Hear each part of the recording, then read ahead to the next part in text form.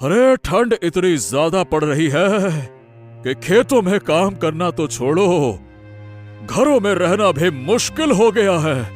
देखो मेरे हाथ कांपे जा रहे हैं, मेरी जबान क्या कहूं अरे लड़खड़ा रही है, इतनी ठंड है।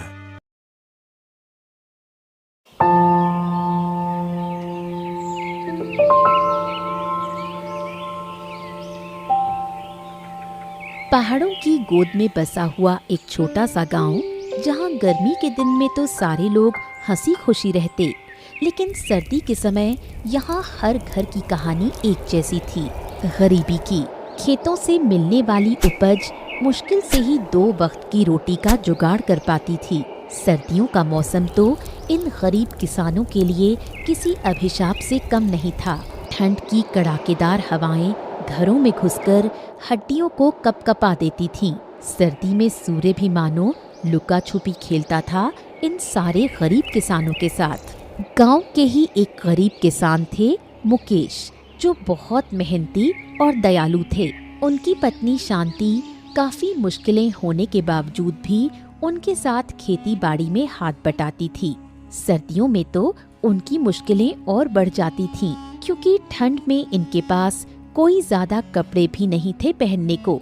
इन्हीं थोड़े बहुत कपड़ों में दोनों निकल जाते थे खेतों में काम करने। ठंड से बचने के लिए पुराने कंबल ओढ़कर रात गुजारनी पड़ती थी और दिन में भी अलाव के पास ही बैठकर ठंड से बचने की कोशिश करते थे। खेतों में काम भी ठंड के कारण प्रभावित होता था, जिससे उनकी आय और भी कम हो जाती थी। मुकेश, इस बार ठंड बहुत ज्यादा पड़ रही है, क्या होगा हमारा, कैसे होगा गुजारा? अरे शांति, तू चिंता मत कर, मैं सब कुछ देख लूंगा।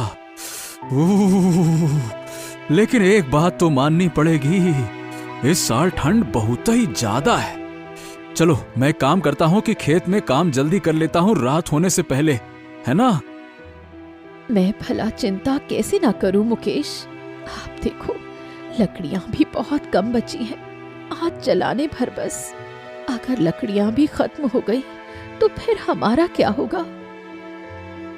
हाँ, ये बात तो सही कही तुमने शांति, कि अगर हमारे पास थोड़ा पैसे ज्यादा होते तो हम लकड़ियां खरीद लेते, और अब इस कड़ाके की ठंड में जंगल जाकर लकड़ियां इकट्ठी करनी होंगी। चलो जाता हूं, अब क्या करें। इतना बोलकर मुकेश इस खतरनाक ठंड में घर से बाहर निकल जाता है। ठंड इतनी तेज पड़ रही होती है कि गांव के सारे लोग अपने अपने घर में होते हैं। ठंड के कारण धूप भी नहीं निकली थी। कैसे भी करके मुकेश अपने खेत के पास पहुंचता है। अरे ये क्या, आज तो अच्छे से धूप भी नहीं आई। अरे भगवान, क्या होगा? ऊपर से कल ठाकुर साहब अपने पैसे लेने आ जाएंगे। क्या करूं, कैसे दूंगा उनके पैसे? चलो पहले जल्दी से लकड़ी इकट्ठा कर लेता हूं, नहीं तो रात हो जाएगी और जंगली जानवर घूमने लगेंगे। हाँ। मुकेश उदास होकर जंगल की ओर निकल जाता है। थोड़े समय बाद कुछ लकड़ियां इकट्ठा कर घर की ओर रवाना हो जाता है। ठंड के कारण सूखी लकड़ियां मिलना बहुत मुश्किल हो रहा था, जिससे गांव वाले और भी परेशान हो गए थे।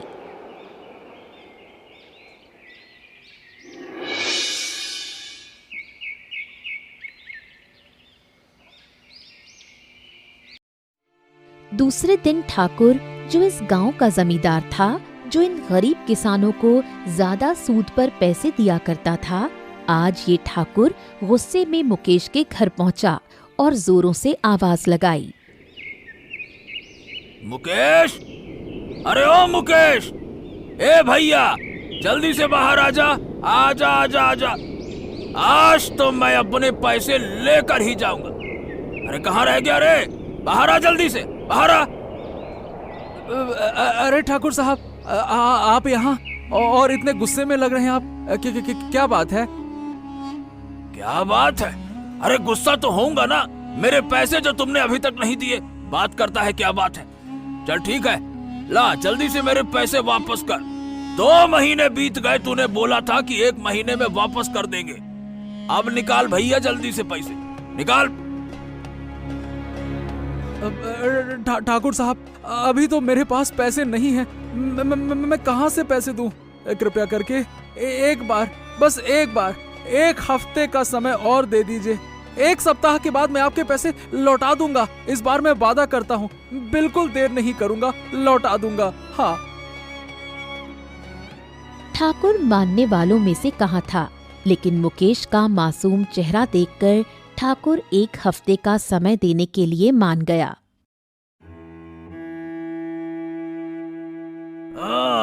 ठीक है, ठीक है। अब इतनी विनती कर रहा है तो एक आखिरी मौका दे देता हूँ, लेकिन याद रखना, 1 सप्ताह के अंदर अगर पैसे नहीं मिले ना तो अपनी जमीन भूल जाना। मैं तेरी जमीन वापस ले लूंगा, याद रखना तू। चल।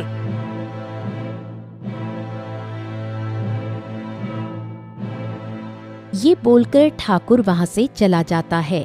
मुकेश और भी उदास हो गया। ठंड से बचने के लिए एकमात्र सहारा लकड़ियां थीं, जो जंगल से लाना और मुश्किल होता जा रहा था। मुकेश घर से बाहर निकलता है लकड़ियां इकट्ठी करने। तभी रास्ते में उसका दोस्त गौतम मिल जाता है। और भाई मुकेश, क्या हाल चाल है? अरे भाई, इतनी ठंड में कहाँ चल दिए? अरे गौतम भाई, तुमको तो पता ही है कि मेरे पास उतने पैसे हैं नहीं कि मैं बाजार जाकर तुम्हारे जैसे लकड़ियां खरीद सकूं। इसीलिए जा रहा हूं, जंगल में कुछ सूखी लकड़ियां मिल जाती तो भाई मेरा भी कुछ काम हो जाता। ठंड तो बहुत कड़ाके की पड़ रही है, क्या कहें। हाँ मुकेश भाई, ये बात तो तुमने बिल्कुल सही बोला। अरे गांव के सभी लोगों का यही हाल है। अरे क्या करें, अरे इतनी ठंड में तो बाहर निकलना भी मुश्किल हो रहा है। क्या होगा हमारा, भगवान ही जाने। इतनी बात कर मुकेश जंगल की तरफ निकल जाता है। थोड़ी देर बाद मुकेश जंगल में लकड़ियां इकट्ठी कर ही रहा होता है कि अचानक उसे एक छोटा सा बच्चा रोता हुआ दिखाई दिया। बच्चा अकेला था, ठंड से कांप रहा था।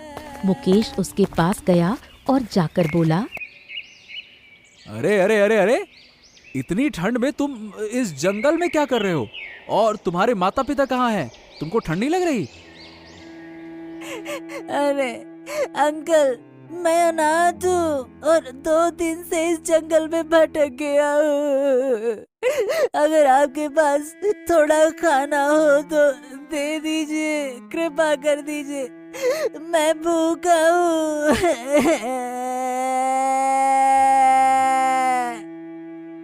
मुकेश अपने मन में सोचने लगा कि इस बच्चे को इस भयानक ठंड में नहीं छोड़ सकते। इसलिए मुकेश ने इस बच्चे को अपने घर ले जाना सही समझा।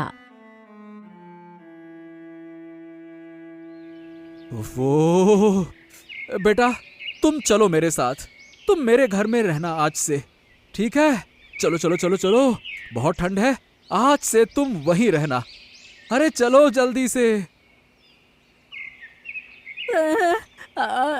ठीक है अंकल, चलिए मैं चलता हूँ आपके साथ।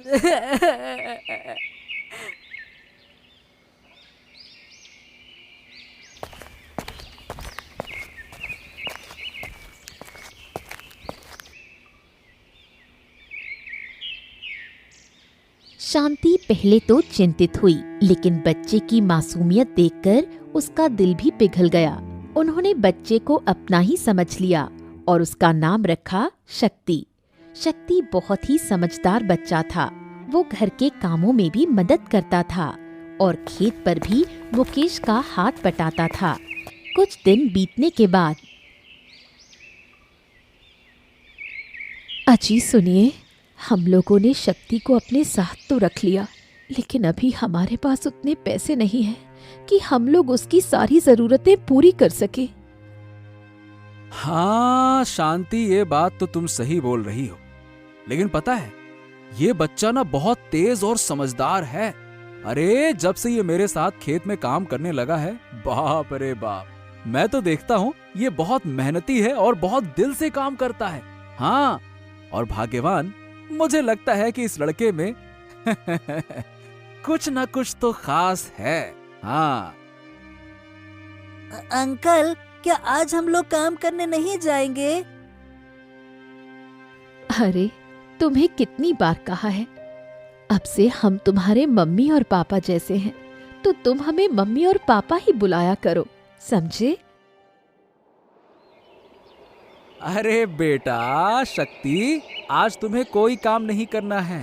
अरे आज ठंड बहुत पड़ रही है, मैं बस लकड़ियां लेकर आता हूँ। तुम दोनों जो लकड़ियां अभी जल रही हैं, उसी के पास बैठो, बढ़िया से आग तापो, है ना? मैं और लकड़ियां लेकर आता हूँ। और फिर हर रोज की तरह मुकेश जंगल में चला जाता है लकड़ियां लाने। अगले दिन एक हफ्ता पूरा हो गया था और अब ठाकुर मुकेश के घर पहुंच गया अपने पैसे लेने। अरे मुकेश, अरे ओ मुकेश बा, मुकेश, अरे जल्दी से बाहर आ। अरे बाहर आ, मुझे मेरे पैसे वापस कर। कहाँ है मुकेश? बाहर आ। अरे अरे ठाकुर साहब, रुके रुके रुके रुके, मैं अभी आपके पैसे लाता हूँ, आप रुकिए, मैं लाता हूँ। फिर मुकेश घर के अंदर जाता है और जितने पैसे उसके पास बचे थे वो सारे पैसे ठाकुर को दे देता है। मुकेश की पत्नी शांति और शक्ति भी वहाँ पर आ गए, लेकिन जैसे ही मुकेश ने ठाकुर को पैसे दिए, अरे अरे ये तो पूरे पैसे नहीं है। तूने तो कहा था कि 1 सप्ताह के बाद मेरे पूरे पैसे दे देगा। ये क्या चिल्लर दे रहा है तू? ठाकुर साहब देखिए, अभी मेरे पास जितने पैसे थे मैंने सारे पैसे आपको दे दिए। मैं आपसे वादा करता हूँ कि अगली बार पूरे पैसे आपको लौटा दूंगा, पक्का वादा करता हूँ। मुझे माफ कर दीजिए, मेरे पास कुछ पैसे कम पड़ गए।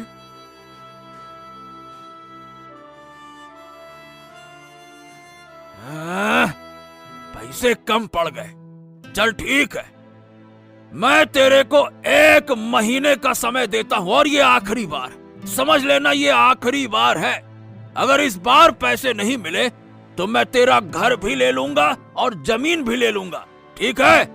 याद रखना, ठाकुर का कहा है और ठाकुर का कहा बदलता नहीं है।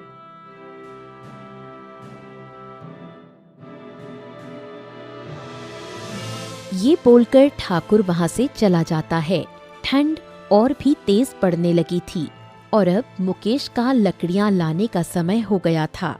लेकिन इस बार मुकेश के साथ शक्ति भी जंगल में लकड़ियाँ इकट्ठी करने गया। जैसे ही दोनों जंगल पहुँचे तब मुकेश को सूखी लकड़ियाँ नहीं मिल रही थीं।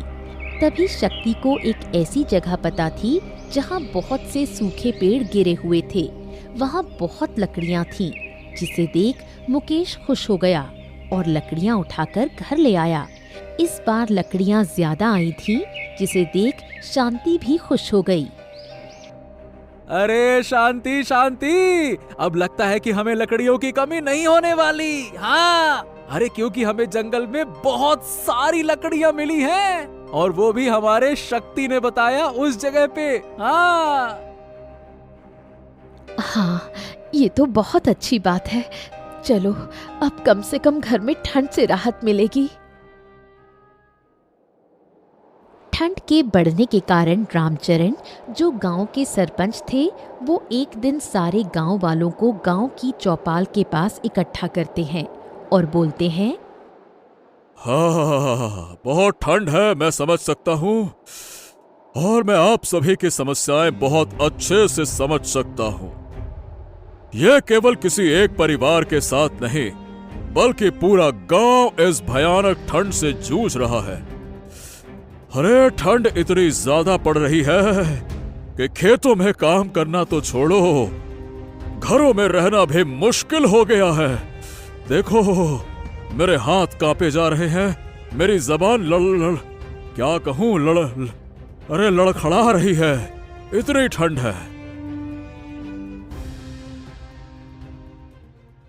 सरपंच जी, ये बात तो आप ठीक बोल रहे हैं, लेकिन हमारे पास लकड़ियों को लेकर भी बहुत बड़ी समस्या है। हमारे गांव में उतनी लकड़ियां नहीं है कि हम इस ठंड में अपना गुजारा कर पाएं, और दूसरे गांव के लोग बहुत महंगे दामों पर लकड़ियां बेच रहे हैं और हमें मजबूरन उनसे महंगी महंगी लकड़ियां लेनी पड़ती हैं। क्या करें, इस ठंड से बचाव के लिए कुछ न कुछ तो करना पड़ेगा।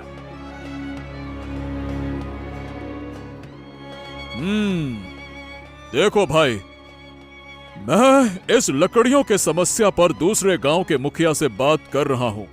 जैसे ही कोई समाधान निकलता है मैं आप लोगों को जल्द ही बताऊंगा। अरे लेकिन सरपंच जी, इसमें तो ज्यादा दिन का समय लगेगा। तब तक इन गरीब किसानों का क्या होगा जिनके पास कुछ ही पैसे बचे हैं लकड़ियां खरीदने के लिए? बताइए भला। देखो, मेरी बात ध्यान से सुनो। इस मुश्किल घड़ी में हम सबको एक दूसरे का साथ देना होगा। मैं इस गांव के सभी अमीर भाइयों को बोलूंगा कि जो लोग कुछ सहायता कर पाए, हमारे किसान भाइयों का सहायता करिए। सरपंच की बात सुनकर गांव वालों को थोड़ी राहत मिली, लेकिन अभी भी लकड़ियों की समस्या थी और जोरदार ठंड से लोग अपने अपने घरों में ही रहना पसंद कर रहे थे। लेकिन दूसरी ओर मुकेश और शक्ति जंगल की ओर रवाना हो गए लकड़ियां इकट्ठी करने। इस बार मुकेश और शक्ति उसी जगह पर गए जो शक्ति ने दिखाई थी और उन्हें बहुत सारी सूखी लकड़ियां मिली। लगता है भगवान ने हमारी सुन ली है। कुछ दिन से आप लोग बहुत लकड़ियां लेकर आ गए हैं। अब हमारे पास 10 से 15 दिनों की लकड़ियां हो गई हैं। तभी शक्ति के मन में एक बात आती है और वो मुकेश को बोलता है, बाबा, हमारे पास बहुत लकड़ियां हो गई हैं और जंगल में वो जगह भी कोई नहीं जानता, क्योंकि सब वहाँ जाने से डरते हैं जंगली जानवर के कारण। हाँ, क्यों न हम वो सारी लकड़ियां हमारे गांव वालों को बहुत ही कम दामों पर बेचने लगे। इससे हमारे घर में भी बहुत सारे पैसे आएंगे और गांव वालों को भी बाहर से लकड़ियां नहीं खरीदने पड़ेंगी। क्या कहते हैं बाबा? अरे वाह शक्ति, वाह वाह वाह वाह, ये तो तुमने बहुत अच्छी बात कही। चलो कल से ही हम लोग वो लकड़ियां गांव में बेचना चालू कर देते हैं। हाँ। शांति मुकेश और शक्ति की बातों को सुनकर बहुत खुश हुई और मन में सोचने लगी कि शायद यहाँ से उनकी जिंदगी अच्छी होगी। और ठीक ऐसा ही हुआ। मुकेश और शक्ति रोज जंगल जाते और लकड़ियां इकट्ठी कर ले आते। उसके बाद गांव में घूम घूम कर बेचा करते। शुरुआत में मुकेश और शक्ति को काफी मुसीबतों का सामना करना पड़ रहा था, लेकिन उन्होंने हार नहीं मानी। अरे शांति शांति शांति, शक्ति का सुझाव बहुत काम का निकला। हाँ, अरे इससे हमारी बहुत मदद हो रही है। देखो, अभी कुछ लोग ही हमारी लकड़ियां खरीद रहे हैं, लेकिन तुम देखना धीरे धीरे सब लोग हमारी लकड़ियां खरीदने लगेंगे। हाँ हाँ बाबा, और कल से हम लोग और सारी लकड़ियां लेकर आएंगे और भी ज्यादा लकड़ियां बेचेंगे। हाँ। चला जा, अब खाना खा ले। मैंने तेरे लिए स्वादिष्ट खाना पकाया है। अच्छा मम्मी, चलो ना जल्दी से, बहुत भूख लगी है, कुछ खाने को दे दो। इसी तरह कुछ दिन बीत जाते हैं और अब पूरे गांव वालों को पता चल जाता है कि इस गांव में सबसे कम दाम में मुकेश ही लकड़ियां बेचता है। कम दाम की वजह से मुकेश की लकड़ियों की खूब बिक्री होने लगी, जिससे गरीब किसान भी अब मुकेश से ही लकड़ियां लेने लगे। एक दिन मुकेश और शक्ति लकड़ियां बेचकर घर लौट रहे थे, तभी उन्हें मुकेश का दोस्त गौतम मिल जाता है। अरे मुकेश भैया, तुम्हारी लकड़ियां तो पूरे गांव में बिक रही हैं। यार, तुम तो बहुत अच्छे विक्रेता बन गए हो। अरे नहीं गौतम भैया, ये सब मेरे बेटे शक्ति का कमाल है। इसी की वजह से ही आज हम लोग गरीब लोगों को भी कम से कम दाम में लकड़ियां दे रहे हैं। हाँ। अच्छा, ये वही बच्चा है ना जिसे तुम जंगल में अकेला देखकर लाए थे, क्यों, है ना? हाँ हाँ हाँ, ये वही है, लेकिन अब से ये हमारे घर का सदस्य है। अरे हमारा बेटा है ये अब तो। हाँ। चलो यार, ये सही हुआ तुम्हारे साथ। भाई भगवान ने भी एक होशियार बच्चे को तुम्हारे घर भेज दिया है। हाँ।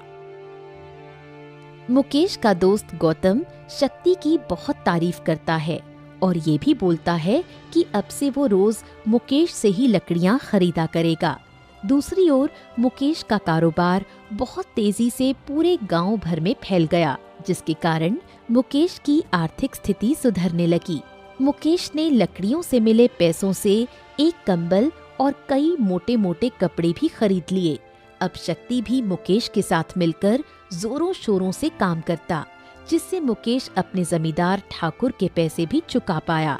आज पूरा 1 महीना हो चुका था मुकेश को लकड़ियों का कारोबार संभालते हुए, और अब मुकेश गांव के एक अच्छे किसानों में से एक बन गया था, जिसने इतनी सर्दी में भी अपनी मेहनत और संघर्ष से पूरे गांव भर की लकड़ियों की समस्या को खत्म कर दिया, जिससे उसकी आर्थिक स्थिति में भी सुधार हो गया। मुकेश को अब सर्दी में पुराने और फटे कपड़े पहनने की कोई जरूरत नहीं थी। शक्ति का अब गांव के अच्छे विद्यालय में नाम दर्ज हो गया था। ठंड अभी भी पड़ रही थी, लेकिन ये ठंड अब मुकेश और शक्ति के सामने कुछ नहीं थी, क्योंकि मुकेश अब ये जान गया था कि अगर आप मन से मेहनत करो तो एक ना एक दिन सफलता जरूर मिलती है।